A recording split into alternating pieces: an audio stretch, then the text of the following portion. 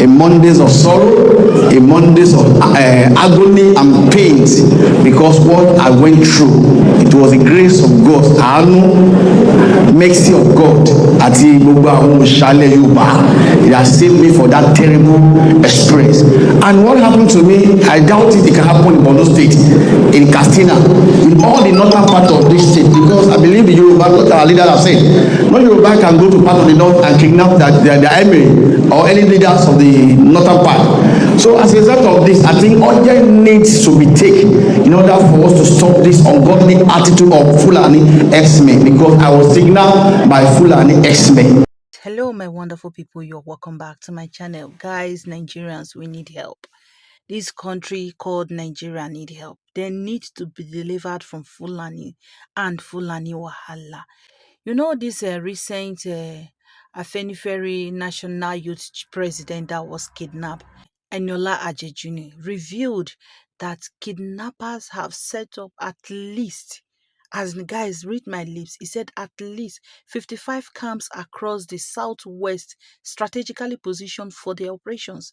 Just imagine, only the southwest. The guy revealed a lot. I have the video. I'm going to drop the video for you guys. Make una watch when the guy they talking your deal, waiting he pass through. That is to tell you that what Nigerians are passing through, you don't go beyond, don't be careful. Nigerians need serious help. They need help from the government. The government really needs to stand up and defend the life of the citizen. But just that is so painful that as it is now, the government does not even care for the people.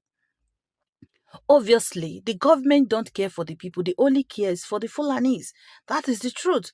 Because this thing no be today starts. People have been crying, they've been shouting. Nobody, the government don't want to do anything about it. This Uromi killing now just eye-opener to people. Communities, you need to come together, look for a way to defend yourself. Nigerians, you need to defend yourself. That is the truth. Whether we like it or not, defending yourself, nobody say make you kill. Get your youth, train your youth, let your youth be useful. Train your youth. Train them, call security agency, make them train them. If possible, get additional forces. Once in a while, they're going to enter the forest, they ransack the forest. Because the truth is that these people, they take over the forest. They take over everything, take over our homes. In the street, they are everywhere. From right as I'm speaking to you now, where I'm staying to make this recording, when you turn your left, you see them walking around. Turn your right, you see them condemn and all manner of things. These guys are causing mayhem. Nigerians don't need to keep quiet. Guys, I'm going to drop the video and other videos. Please, guys, watch to the end. Make una see waiting they happen. Make una know say Nigerians really need help. Guys, please don't forget to subscribe to our channel so that you can get more updates. And also don't forget to like, share our videos so that YouTube can recommend it to others. Thanks and bye. My name is Prince Enola Ojajuni, the National President of Afenifere National Youth Council. To all the leaders of the Yorubas, presently, the OPC leader, and all the present leaders of the Yorubas, it happened to occur on the 17th of February. I have a meeting in Abuja with Abuja Chambers of Commerce. Unfortunately, my flight was scheduled for Tuesday, and I just have to be in Abuja on Monday. Like I said, we proceed on that journey on that fateful Monday. It was a black Monday, a Monday that I will never forget in my life. A Mondays of sorrow, a Mondays of agony and pain, because what I went through, it was the grace of God, àánú, mercy of God, àti gbogbo àwọn òṣàlẹ̀ Yorùbá. It has saved me for that terrible experience. And what happened to me, I doubt it can happen in Borno State, in Katsina, in all the northern part of this state, because I believe the Yoruba, what our leaders have said, no Yoruba can go to part of the north and kidnap their emir or any leaders of the northern part. So as a result of this, I think urgent needs to be taken in order for us to stop this ungodly attitude of Fulani X-Men, because I was signaled by Fulani X-Men. Like I said, on that 17, when we get to Ondo State, I'm from Ondo State, after Ikare, the journey was smoothly and we proceed to a town called Akumo. It was after 3 minutes between Akumo and the Nigerian military checking point. In fact, just 3 minutes between Amateku and the Nigerian military checking point, there will be ambush. 19 bullets were thrown in my car, and I sustained 2 bullets AK-47 in my bubble, and other vehicle that was coming from Abuja, other going to Osun State, was ambushed along the land. Were 9 in number that was kidnapped, and we started that journey. The journey was, I was bleeding seriously. When we trekked, the incident happened around 1:44 in the afternoon. It was 10 p.m. before we stopped trekking in the bush. We were just trekking without no destination. It was after the second day that they gave us access to our food. So I was the only one that had food, because my phone and my laptop, iPad was in my travel bag at the front of the car.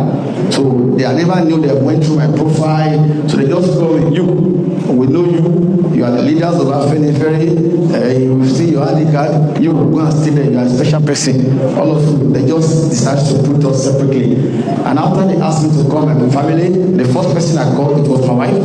I told my wife, and I instructed the National Secretary of Afenifere that he should release a press statement that I was kidnapped on my way to Abuja and I sustained bullet injury. That was how we started that journey for 12 days. No food, no medical care. Every day we were subjected to torture. In fact, I'm violating because I just have to go because medically I'm not fine. I was released on the 1st of March. My phone was being tracked. The funny part of this scenario is that even when we were being kidnapped, it was 3 minutes to 20 checking point. When the first ransom was paid by a young man in Ibadan, they paid the ransom very close to the checking point. When the second ransom was paid by a lady in Kwara State, the money was paid. If you know Akaba very well, if you're going to Abuja, at the back of a woman that is selling food, the second ransom was paid there. The third ransom was paid opposite Nigeria prison service, very close to the checking point. My own ransom, I was to be paid in Ikare and Koko, but because my phone was being tracked, they have to check location. So a day I was released, they knew that I cannot go because I sustained 2 bullet injury. I have been weak. One of them just have to go to a journey, about 3 hours journey. They went to go and prepare their food. They gave me the house to drink. After drinking the house, I slept for 2 hours. They carried the leaf and put it in the back of my yansh where there's bullet. So they just told me that we are proceeding on a journey. I have to call, I have to bring, and I want to talk to my wife. If I bring, I want to make up, I must subject to beating. And the reason why, because I'm a leader of Afenifere. The Afenifere has been giving the Fulani and the Hausa some challenges. Because they told me. The point where I'm going is that every Yoruba, every sons and daughters of Yoruba must rise and must defend our land. I'm so glad that we have thousands of OPC here. It's a funny thing that the so-called amateur, let me just put it that way, they've turned into a political appointment. May his soul rest in peace, my great governor, Rotimi Akeredolu. If the man is alive, I can assure you that it will enforce all the Amateku in Southwest to go after those people. Since Akeredolu have died, Amateku, they don't function like they will be functioning. So, as I was saying, so on that day, they told me we are going on a journey. I just have to look at the time. The time was, that was on the 28th of February. The time was 3 or 4:23. We started the journey between 43 until the second day, 5 a.m. We're trekking in the bush. No food, no water. In the morning, they asked to call my wife. I called my wife. My wife said the ransom has complete. I paid much of a lot of money. Nigeria stood up. London, everybody, my family contributed money so that I would be able to die. But I thank God that I came out alive to tell my story, because a lot of people have been kidnapping, but they fear us. They can't come out to say all this. And I discovered that we were trekking from Kaba, we trekked to Ibilo in Edo State. Ibilo in Edo State, I have the authority to say is the home of the Fulani who are kidnapping or terrorizing us in Southwest. In fact, that day, my wife and my younger brother with Nigerian Foreign Service, they counted about 5 new motorcycles that was trailing them to the bush, and the money was paid again very close to Nigeria military checking point. So definitely something is going on between our sons and these people. The money was paid. After the money was paid, I was released on the 1st of March. Then they took me to Ikare General Hospital where the first surgery was commenced and the second surgery was was done about 2 weeks ago. But my message to Southwest Governor, because their first priority is to protect life and property. A place where there's insecurity, there's no how you can create jobs, there's no how investors want to come to that state, no matter how the potential of resources you want to have, nobody will come and invest. I have a message for Ondo State Governor, very important. I have a message for the State Governor, very important. I have a message for State, Ekiti State, and Lagos State, very important, because I've said I'm not going to release any information based on the national security. I must take, and this Fulanis, they showed me there are 5 camps that they have in our land, and they told me in Ondo they have 26. I will continue to be saying that 26 camps of the terrorists in Ondo State and other part of Southwest making 53 camps. If somebody can have 55 camps in a particular region, tell me. After I was released by the Fulanis, Akure North was attacked because they told me that they are coming. When I humble, be only, no only. So my fathers and leaders of the Yoruba, it is very urgent, like I already have said, life and security of our people is very paramount to us, and we must protect it. We must protect our heritage. State police, community police, if they are named for the central government to come back and rethinking to restructure their material security network, putting the right people, don't avoid based on party member that cannot enforce criminals, putting the right people that can be able to save the lands of Yoruba. And Mr. President, you have the right to do the same thing now, because you are Yoruba, so that your name can be right in good. All this that is happening, it cannot happen to anybody in the north. Now it's happening in those states. Nobody is supporting double justice. It happened in Edona. They are going up against us. When there was a young girl was killed in daylight in the northern part, what can these people do? Yoruba act insomally. We are not a slave. It is time that we stand up and defend our territory. Thank you. The question I want us to ask ourselves is that when will the Nigerian life matter?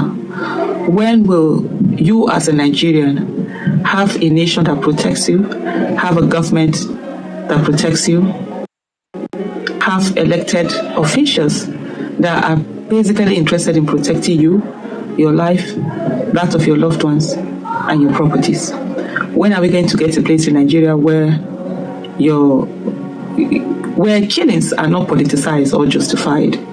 When are we going to get to a place where your affiliations don't matter? What your religion is, what your tribe is, what your gender is, what your age is, do not matter. But what would matter is that you are a human being, and that's enough, and that's okay. When are we going to have a nation where we can have collective anger at the heinous things that are happening in Nigeria? Until and unless we are able to have collective anger against heinous happenings, they're not going to stop. If we're going to have individual anger, we are going to have staggered anger. We're going to have personalized anger. We're not going to get anywhere. We need to get to a place where it doesn't matter what somebody's tribe is. It doesn't matter what somebody's religion is. It doesn't matter what somebody's age, gender, whatever it is. As long as something happens to that person, as long as an injustice is meted to that person, we all have to rise up. If we don't do that, we're constantly making ourselves vulnerable. We are putting ourselves in a situation where our lives will not matter. Because the people who are committing heinous crimes know that at the end of the day, they will have supporters who will justify whatever it is that is being done. You've seen of the recent killings that have been going on. Plateau, Benue, killings, Bokos again, it's in the news for the wrong reasons. Killings. Are we not tired of these killings? When are we collectively going to say enough is enough? You know, it is most heinous the way we carry these things on. It's most heinous the way we just sit down as a people and we allow our own contemporaries, our brothers, our sisters, our neighbors, our fellow countrymen and women to be killed. And we just do nothing, or when we want to react, we're trying to defend, justify. There's nothing to justify in killings. And it's most heinous to politicize killings. If we do nothing when these things are happening, it's only a matter of time before it gets to us. I always say this, and I've been saying this thing for over 10 years, for 11 years now. And sometimes I don't think people think about it enough. That yesterday, those victims were once survivors. At one time, it was other people that were killed, and they felt, it's not to them.